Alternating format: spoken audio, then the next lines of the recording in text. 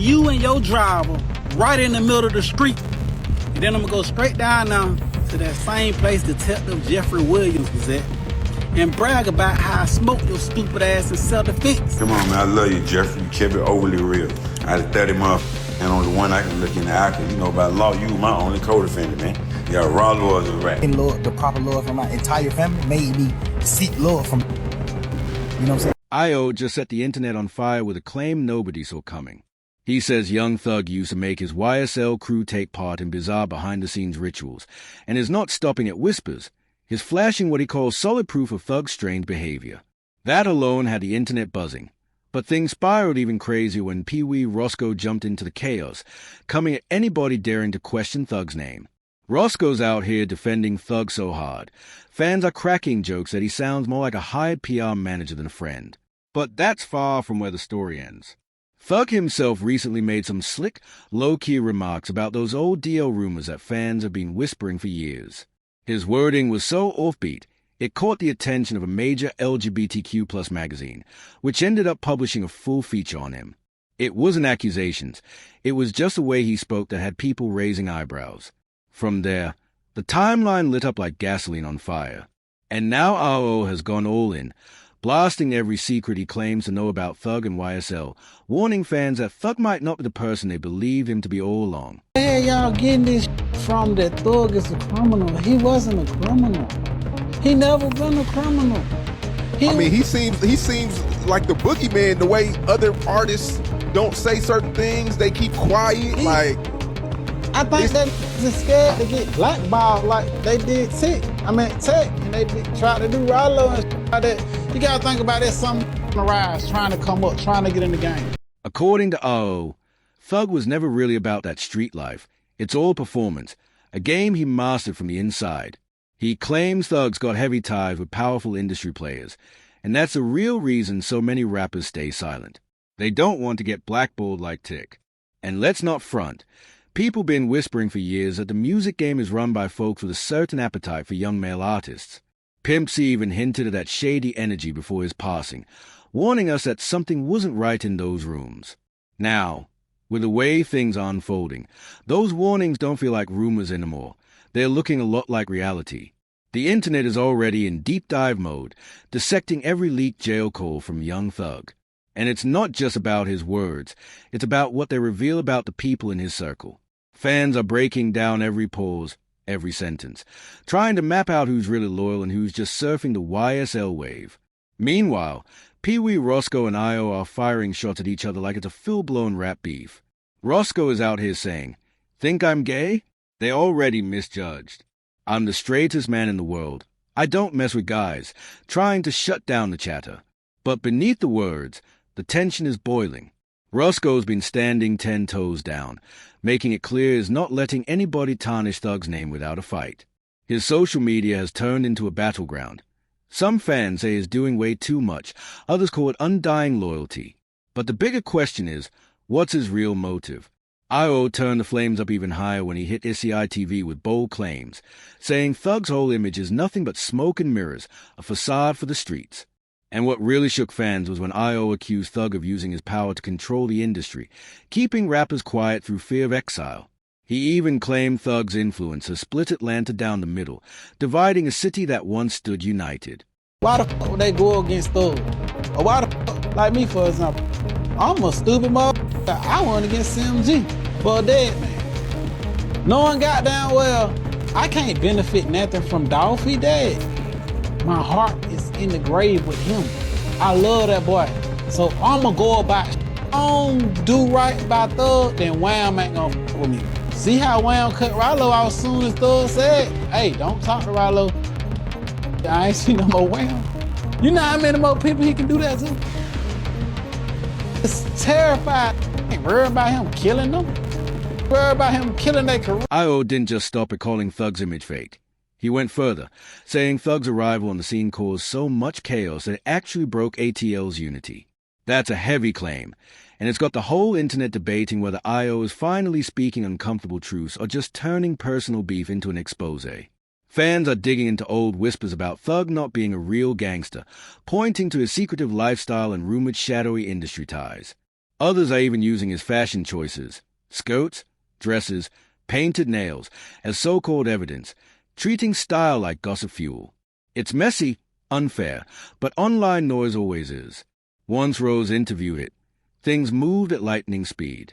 Peewee Roscoe clapped back immediately, making it crystal clear he wasn't about to let anyone smear Thug's name unchecked. And then, the timing got even crazier. A leaked jail call surfaced, where Thug seemed to hint that Roscoe might have had some link to the 2015 bus shooting. But the audio wasn't the full story. It left people divided, not knowing what to believe. Roscoe wasted no time denying it, saying Thug never turned on him. From there, Roscoe went all in, dropping statements, firing back online, and calling Io a liar who was twisting narratives for clout. His energy made it feel like he was defending Thug's honor in a public street battle. But Io wasn't backing down either. He doubled down, warning that he's ready to expose anyone who drags his name through the dirt. Both sides kept trading shots back and forth, turning the whole situation into something bigger than just gossip. When I told the world that he turned everybody against each other in Atlanta and he was the cause of this, I said this days before them calls started leaking out. So it wasn't them but the proof in the pudding. God love. At this point, it feels less like music drama and more like a pay-per-view showdown unfolding live on everyone's timelines. Let's get into Peewee Roscoe for a minute, because the way he's been riding for Young Thug has people seriously raising eyebrows. At this point, fans are saying it's not just loyalty, it's giving overprotective girlfriend vibes. The internet is roasting him nonstop for the way he jumps into battle every single time someone even breathes sideways about Thug. It's like RO can't make a move without Roscoe being right there, ready to go to war. Even some of Thug's own former YSL affiliates are calling it out, saying the energy is getting weird. One of the craziest moments came when YSL co-founder Mondo jumped into the mix. He dropped a video straight up clowning Roscoe, saying, "These men out here acting worse than groupies for Thug, just begging to be taken care of."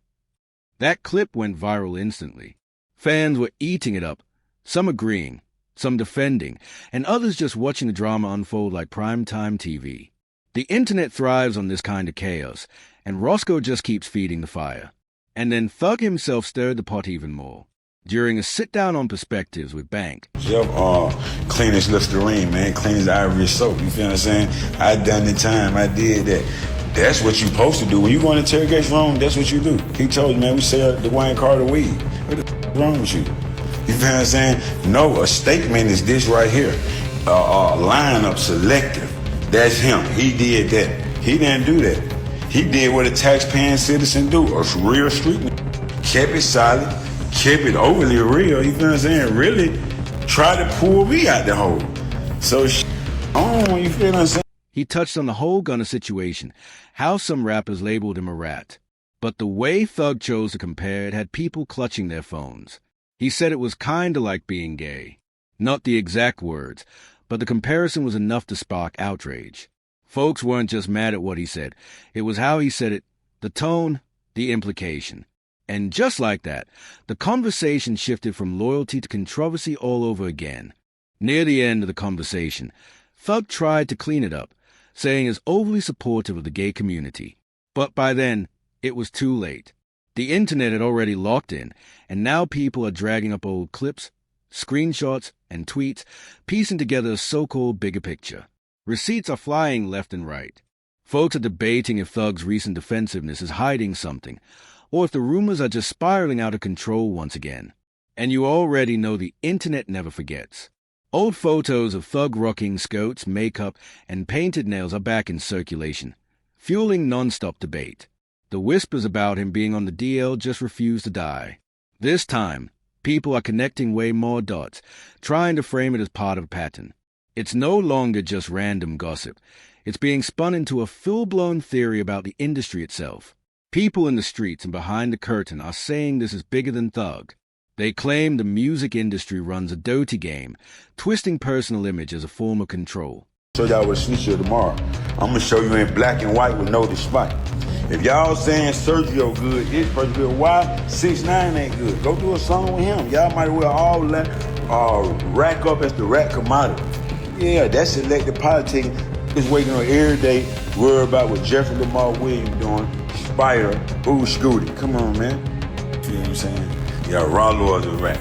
Yeah, when you got your paperwork sealed, them 5-1, come on, man. When you walk the federal compound, this before they say you couldn't take your paperwork off the pound. All that cap ass. The moment an artist gets too loud, too bold, or too unpredictable, suddenly there's a scandal targeting their private life. Whether it's true or not, the attention alone can shake a career to its core, leaving an artist exposed and vulnerable. And for years, there's been talk about humiliation rituals. Fans argue these staged moments, whether it's photos, interviews, or controversial clips, are meant to box artists into certain narratives. It's like an initiation and a leash at the same time, a way to keep power in check while the world watches and debates. The whole point of these so-called rituals, people say, is to rattle artists, remind them who's really running the show, and keep them following unspoken rules. Mix that with the DL rumors, especially in a scene like Atlanta that's already under a microscope, and some folks feel like Thug might just be another piece in a much bigger puzzle. And let's be real, it's not just random YouTubers or TikTok creators pushing this. Real veterans in the game have been warning about it for years. DMX once said on record that a lot of artists end up doing whatever it takes behind the scenes just to land a record deal. He claimed there are powerful people pulling strings and pushing limits way beyond music. According to him, too many rappers don't even realize they've been played until it's too late. Whether all this is truth, exaggeration, or a mix of both, one thing's clear. Fans are watching, listening, and keeping track. DMX always claimed he understood these industry rituals on a deeper level than most, and he saw it as a hidden power struggle artists are forced to navigate. He called it a spiritual fight, where artists have to decide between protecting their integrity or letting the machine swallow them whole. Those words hit different now that so many old clips are resurfacing. Coolio also opened up before he passed, saying executives tried to lure him into strange high-end parties. He didn't spill every detail, but he made it sound like these weren't normal Hollywood gatherings. They were secret, invite-only situations designed to test an artist's boundaries. That clip went viral again, fueling claims that something shady really does happen at the top levels of the music world. And then there's Pimp C. He had no problem calling out rappers he felt were faking their image. He blasted artists for acting untouchable on wax but living completely different lives offstage. His point wasn't just about sexuality, it was about hypocrisy. He believed too many people build a persona just to survive in an industry that rewards theatrics over truth. Even younger artists like Harlem Smart have spoken out, saying some mansion parties aren't networking events at all. They're psychological games meant to keep artists in line. According to Smart, those events are less about music and more about power plays. He didn't drop names, but he painted a picture of a system where your reputation can be shaped, twisted, or broken overnight. And just when you think it can't get any deeper, the internet starts connecting dots. Fans are stitching together stories from different artists, past and present, and the bigger picture they're drawing is shaking the entire table. It's like there's a whole hidden playbook in the music game that fans never get to see. But the artists, they've been trying to tell us for years. This isn't just about wild parties or flashy image control anymore. People are saying it's a system that feeds off manipulation, image flipping, and loyalty testing. And when an artist steps out of line, that's when the rumors start flying like clockwork. Some even believe it's designed to isolate artists, break them down mentally, and make them dependent on the same power players pulling strings behind the curtain. More artists are speaking up now, and it's no longer whispers in backrooms. It's podcasts, interviews, and social media lives where they hint at being invited into elite circles and asked to do things that had nothing to do with music. People promise them fame, money, and exposure, but at a cost most aren't willing to pay. And when someone refuses to play along, that's when the blackballing starts. Features dry up, tours get cancelled, the algorithm stops showing their music. They go from trending to invisible overnight. Fans call it a fall-off, but insiders say it's way more calculated than just losing popularity. The scariest part? Most of it goes unchecked because no one wants to say it out loud, until now. With Rose spilling tea, Roscoe going hard, and Thug caught in the middle, people are watching closer than ever. Suddenly, the speculation around young Thug isn't just about his court case. It's about his entire image. Fans and critics are digging through every lyric, every outfit, every old video like they are part of a bigger puzzle. And the way people are talking, it's almost like the court of public opinion already delivered its verdict before the trial even wraps. Social media is split right down the middle. On one side, there are those defending Thug, saying it's just a creative genius who pushed boundaries and got caught in a crooked system. On the other, folks are saying his whole rise was scripted from the jump, a plan that's now crumbling under too much light. The speculation is wild, and the drama just keeps stacking up. Meanwhile, Roscoe's still on defense mode like he's guarding a championship ring. He's clapping back at every accusation, naming names, and going full loyalty mode. And then comes a shade at the new generation of rappers. Roscoe says these new breeder artists out here paying DJs just to get spins, doing whatever record label XX want behind closed doors. His words hit like a warning shot, not just at the industry, but at the culture itself. Whether it's truth, exaggeration, or a mix of both, one thing is clear. The storm around Thug isn't slowing down. It's growing louder, wilder, and way too big to ignore. It's like there's too much of that industry pressure going on behind the scenes. Thug's even said it himself. Let me be me, let me drop music, take the check, and keep it moving. But instead, it feels like favors for favors, backroom dinners, and unwritten rules you're expected to play by. Now, fans are asking if Roscoe's loyalty to Thug is about protecting a friend, or protecting something much bigger, because his energy is intense, and is not letting a single word slide. And then there's Ro. He's been out here throwing fire nonstop. After that interview went viral, he's been posting cryptic messages like he's sitting on a vault of secrets. Fans are starting to wonder if Ro is holding back more bombs about YSL and just waiting for the right moment to drop them. If that's true, one more leak could shake the entire rap game, because suddenly this isn't just about Thug. It's about an entire system of silence, loyalty, and gatekeeping that runs deeper than people realize. Even longtime collaborators are switching sides. Some who used to scream YSL are quiet now, while others are sneaking subliminal shots into their music. One rapper even posted a now-deleted tweet saying, "Sometimes loyalty is just fear in disguise." That single line set the internet on fire. Was it shade at Thug, a warning to others, or just coincidence? Nobody knows, but the silence from industry insiders is louder than any tweet. XX and label representatives are keeping their mouths shut, and that's only fueling suspicions about rituals, gatekeeping, and how deep this rabbit hole really goes. The crazy part is, Thug's story feels like a blueprint for exactly what Too Short once warned about, the so-called gay mafia in hip-hop. He said flat out years ago that speaking on it could get you blackballed, and now people are replaying that interview like it was prophecy. Other artists have admitted they've been approached with weird offers, promises of fame and exposure at a cost that had nothing to do with music. And when they said no, suddenly the tours vanished, the playlist stopped, and the so-called fall-off began. Now circle back to Thug. His name's been attached to nothing but headlines for years. Rico, leak calls, rumors, drama, and now Ro's accusations, all hitting right when he's about to drop new music. Some say it's bad luck, but others are convinced this is calculated, an industry ritual designed to keep him in check. Thug built YSL into an empire, shape Atlanta's sound, and flip fashion and hip-hop on its head. He's not just an artist, his influence, and the timing of every controversy looks too perfect to be random. At the end of the day, this feels bigger than just Thug versus the system. It's about how power, silence, and loyalty really work in the music industry. And while Roscoe keeps riding harder than anyone, fans are split. Are they watching loyalty, or are they watching someone protect a lie? Ro's still hinting that more is coming, and if he actually unloads, alliances will shift, more names will get dragged in, and the internet will feast on every second of it. So what do you think? Is this all bad timing, or is Thug caught in something bigger than music? Drop your thoughts in the comments. Smash that like button, and don't forget to subscribe, because the next chapter of this story is already loading.